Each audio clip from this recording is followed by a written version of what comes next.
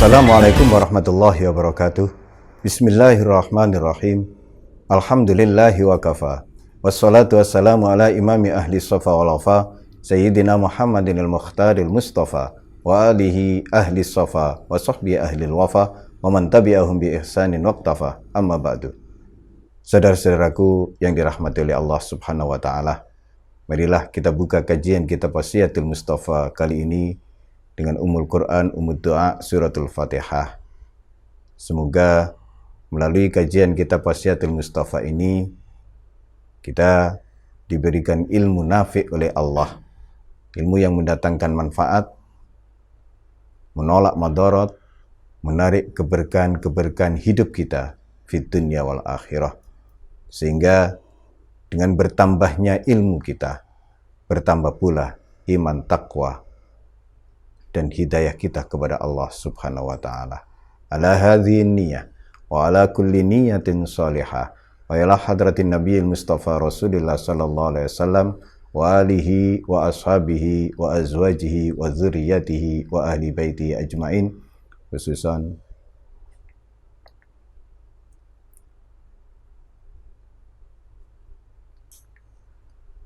lahumul Fatihah.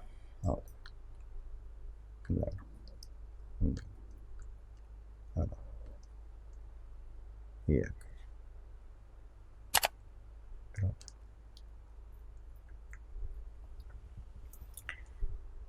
Qala Rasulullah sallallahu alaihi wasallam, ya Ali, walis sa'idi salatu alamatin, qutun halalun wa mujalasatul ulama was salawatul khamsi ma'al imam. Kali ini Nabi berwasiat kepada Sayyidina Ali menerangkan tanda-tanda orang bahagia. Ada 3 juga. Yang pertama, qutun halal. Makanannya halal. Qut itu makanan pokok, makanan kesehariannya halal. Yang kedua, mujalasatul ulama. Suka berkumpul, bergaul, berbaur dengan para ulama. Termasuk suka menghadiri majelis-majelis ulama. Dan yang ketiga, melaksanakan sholat 5 waktu secara berjamaah dan menemui takbiratul ihram imam. Sementara Dhunnun al-Misri ini juga menambahkan, melengkapi dari keterangan di atas, membuat tanda-tanda kebahagiaan. Alamatus sa'adah hubbus salihin wad dunuwi minhum wa tilawatul Qur'an wa sahrul lail wa mujalasatul ulama wa riqqatul qalbi. Menurut Dhunnun al-Misri, tanda-tanda orang yang bahagia itu ada 5. Yang pertama, mencintai orang-orang soleh. Siapa orang-orang soleh itu? Orang-orang yang ciri-cirinya telah disebutkan di majelis terdahulu, di pertemuan sebelumnya. Tidak cukup hanya mencintai, kemudian berupaya untuk mendekat kepada orang-orang soleh. Yang kedua, tilawatul Quran. Membaca sekaligus merenungkan makna-makna Al-Quran. Tilawah berbeda dengan qiraah. Kalau qiraah hanya membaca Al-Quran, tapi di sini tilawatul Quran, membaca sekaligus mentilawah, memahami, merenungkan makna dari yang dibaca. Tilawah juga membaca dengan benar sesuai dengan aturan membaca Al-Quran sesuai dengan ilmu Al-Quran, yaitu ilmu tajwid. Yang ketiga, sahrul layali, sahrul lail, senantiasa menjaga untuk tidak tidur di malam hari. Dan ini tidak hanya melek di malam hari, tapi diisi dengan kegiatan-kegiatan positif, diisi dengan amal-amal soleh, diisi dengan ketaatan. Yang selanjutnya, mujalasatul ulama, berkumpul, bergaul dengan para ulama. Dan yang terakhir adalah riqqatul qalbi. Orang yang bahagia adalah orang yang berhati lembut, orang yang peka perasaannya. Terkait dengan wasiat Nabi kepada Sayyidina Ali, kiranya sudah cukup jelas bahwasannya Rasulullah menekankan ciri pertama orang yang bahagia adalah kutun halal. Makanan kesehariannya halal. Sebagaimana kita semua tahu bahwa seluruh manusia tanpa terkecuali diperintah oleh Allah untuk memakan makanan yang halal dan thayyib. Sebagaimana firman Allah dalam surat Al-Baqarah, "Ya ayyuhan nas, kulu min thayyibati, kulu mimma fil ardi halalan thayyibah." Ya ayyuhan nas, kulu mimma fil ardi halalan thayyibah. Wahai para manusia, wahai sekalian manusia, makanlah yang halal lagi baik dari apa yang terdapat di bumi. Ini perintah pertama. Diperintahkan untuk memakan apa yang ada terdapat di bumi ini yang halal dan thayyib. Thayyib ini yang bergizi, yang super baik. Yang kedua, wala tattabi'u khutuwatis syaitan. Dilarang untuk mengikuti langkah-langkah setan. Di dalam memakan makanan yang halal dan thayyib diperintahkan. Di situ disertai larangan mengikuti langkah-langkah setan. Manusia secara umum itu seringkali tertarik, seringkali ingin mencoba, mencicipi apa yang dilarang. Kita ambil contoh. Peristiwa yang dialami oleh bapak manusia, Nabiullah Adam alaihissalam dan Ibu Hawa. Apa saja yang ada di surga halal buat mereka. Kecuali hanya satu, yaitu syajaratul khuld, pohon khuldi atau buah khuldi. Dilarang mendekati, apalagi memakannya.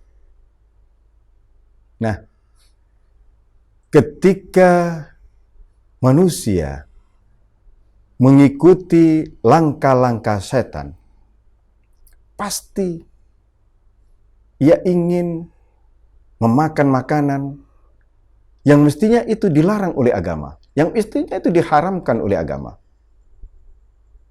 Masih banyak makanan-makanan yang halal dan thayyib. Tapi karena ia mengikuti langkah-langkah setan, jadilah apa saja kemudian dimakan. Saudara-saudaraku yang dirahmati oleh Allah Subhanahu wa Ta'ala, satu hal yang menjadi penyemangat seharusnya kita untuk menjaga makanan-makanan apa yang kita makan dan kita minum halal adalah yang diriwayatkan oleh Abu Nuaim. Hadis man akalal halal arba'ina yauman nawwarallahu qalbahu wa ajrayana bi al-hikmah min qalbi ala lisani.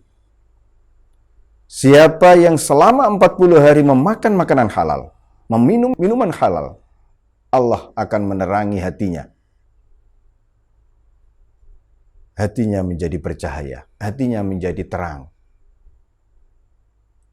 Dan akan mengalirkan sumber-sumber hikmah dari hatinya melalui lisannya. Lisannya, yang keluar dari lisannya adalah mutiara-mutiara hikmah. Tanda yang kedua, yang merupakan tanda orang soleh adalah mujalasatul ulama, berkumpul dengan ulama, bergaul dengan ulama. Imam Syafi'i berkata, salasatun tuzidu fil aql, mujalasatul ulama wa mujalasatus sholihin wa tarkul kalam fi ma la ya'ni. Ada 3 perilaku yang dimana jika itu dilakukan akan menambah kecerdasan akal seseorang. Yang pertama, mujalasatul ulama, duduk bersama ulama. Yang kedua, mujalasatus sholihin, duduk bersama orang-orang soleh. Dan yang ketiga, tarkul kalam fi ma la ya'ni, meninggalkan ucapan-ucapan yang tidak ada manfaat, tidak ada kepentingan sama sekali. Tanda yang ketiga dari orang soleh adalah melaksanakan sholat 5 waktu secara berjamaah. Saya kutipkan satu hadis dari Abu Hurairah radhiyallahu an. Rasulullah sallallahu alaihi wasallam bersabda, "Walladzi nafsi biyadihi, laqad hamamtu an amura bihatabin fayuhtatab, thumma amura bis salati fayu'adzana laha, thumma amura rajulan faya'umman nas, thumma ukhalifu ila rijalin la yashhaduna as-salata fa uharriqu alaihim buyutahum." Ini hadis menerangkan ancaman keras dari Nabi. Hadis yang diriwayatkan oleh Abu Hurairah ini, Rasulullah sampai bersumpah, demi zat yang jiwaku berada di tangannya, sungguh aku bermaksud hendak menyuruh orang-orang mengumpulkan kayu bakar. Kemudian menyuruh seseorang menyerukan azan. Lalu menyeru seseorang dari mereka untuk menjadi imam bagi yang lain. Lantas, aku akan mendatangi mereka, orang-orang yang tidak ikut berjamaah. Aku bakar rumah-rumah mereka. Ini ancaman dari Rasulullah terkait betapa pentingnya sholat 5 waktu dilaksanakan secara berjamaah. Hingga Rasulullah memerintahkan untuk mengumpulkan kayu. Ini bahasa kias. Saking pentingnya sholat berjamaah. Siapa saja yang tidak ikut berjamaah di masjid atau musholah terdekat, rumahnya dibakar oleh Rasulullah. Sementara tidak ada uzur.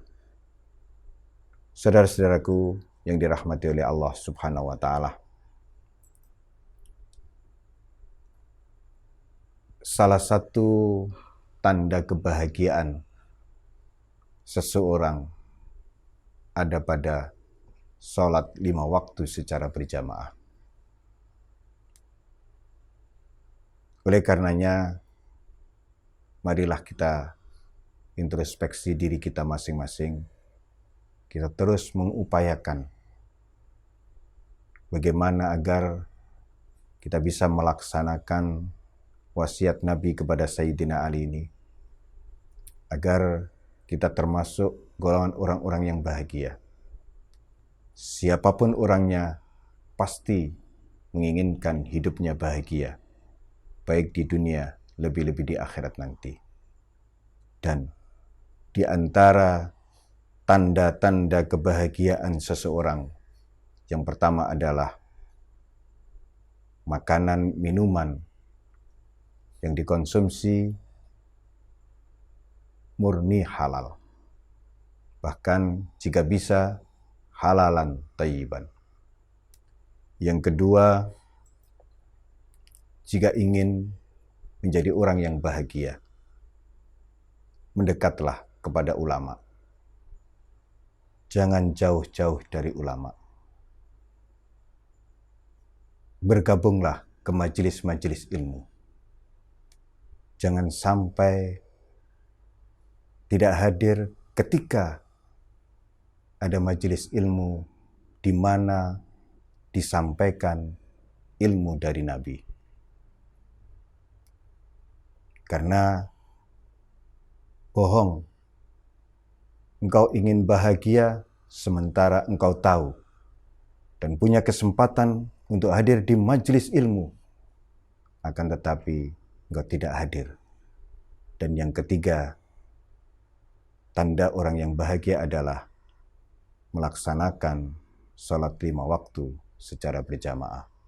Semoga kita diberikan daya dan kekuatan oleh Allah untuk bisa melaksanakan wasiat Nabi kepada Sayyidina Ali ini, agar kita termasuk orang-orang yang bahagia. Bahagia di dunia, bahagia di akhirat. Ja'alanallahu wa iyyakum minal muridina shadiqin wa adkhalana wa iyyakum minas salikin ar-rabbaniyin. Wassalamualaikum warahmatullahi wabarakatuh.